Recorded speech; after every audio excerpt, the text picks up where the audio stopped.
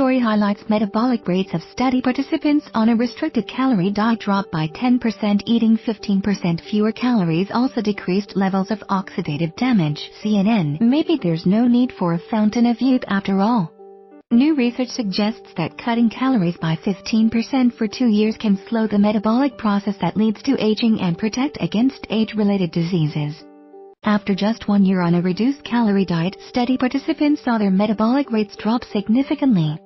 The lowered rate continued into the second year and led to an overall decrease in oxidative stress, a process that has been tied to diabetes, cancer, Alzheimer's disease, and other age-related conditions. Do these countries hold the secret to a long and healthy life? Reducing calorie intake provides health benefits to all people regardless of their current health status, said Lian, and the study was published Thursday in the journal Cell Metabolism. Redman, lead author of the study and an associate professor at Pennington Biomedical Research Center at Louisiana State University. Animal studies have shown that restricting calories by 25% can extend life.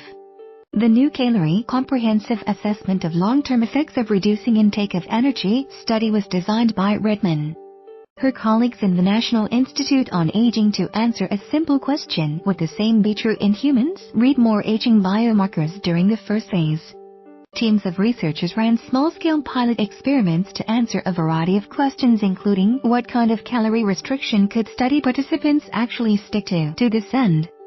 Some of the pilot studies tested a diet-only calorie reduction, others tested exercise only, and still others tested half diet, half exercise. Another question posed by the researchers: what level of calorie restrictions would have an impact on biomarkers of aging? Aging biomarkers are simple biological measurements that differentiate longer-lived people, those who celebrate birthdays into their 90s and 100s, from people who live the average life expectancy. Redman said, "We know that longer-lived individuals are able to sustain lower blood sugar levels and lower levels of insulin and have lower core body temperature levels in comparison to people who don't live as long as them," she said. After the pilot studies, the National Institute on Aging committed to funding larger Phase 2 calorie studies at 3 universities: Pennington in Baton Rouge, Washington University in St. South Korea will take lead in life expectancy by 2030. Study predicts at Pennington. Redman and her colleagues focused on reducing calories by 25% through diet alone. Lewis and Tufts University in Boston. Women between 25 and 45 and men between 25 and 50 were recruited. About half were normal weight and the other half overweight but not obese. Throughout the study, participants ate what they liked, yet they also took vitamins and supplements to ensure that their diets were nutritionally adequate, Redman said. Instead of calculating daily calories and slashing them by 25%, weight loss was used to estimate the total reduction in calories for each participant over time. Each participant was also given a scale. However, the participants did not hit the 25% reduction as anticipated. Redman said people achieved 15% calorie restriction actual over the 2 years, no matter. The results from this lesser calorie restriction amount were pretty remarkable, she said. The centenarians dominating one region of Sardinia, for example, participants lost an average of about 20 pounds each by the end of the first year and maintained that loss during the second year. The calorie-restrictive diet also caused a reduction in sleeping metabolic rate by about 10%, Redman said. This remained true after 1 year, when weight loss peaked, and after 2 years, when weight remained constant. A slowed metabolism means the body has become more efficient in using fuel, whether from food or oxygen, to derive energy. It's important because every time we generate energy in the body, we generate byproducts, Redman said. These byproducts of normal metabolism, also called oxygen radicals, accumulate in the body and over time cause damage to cells and organs, she explained. Not only did calorie restriction slow the metabolism of participants, lower levels of oxidative damage were seen when measured by a compound in the urine, and this damage is what has been linked to a shortened lifespan, she said. Calorie restriction, then, mimics some of the healthy aging signposts seen in long-lived individuals, Redman said. A big breakthrough with this study, said biologist John R. Speakman of the University of Aberdeen in Scotland and the Chinese Academy of Sciences in Beijing, is that it is the first randomized controlled trial of calorie restriction in humans.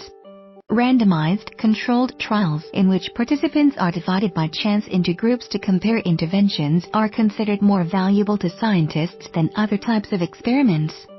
Speakman, who did not participate in the research but he served on the Data Safety and Monitoring Board for the Calorie Project, explained that all previous studies of calorie restriction in humans have been on a voluntary basis.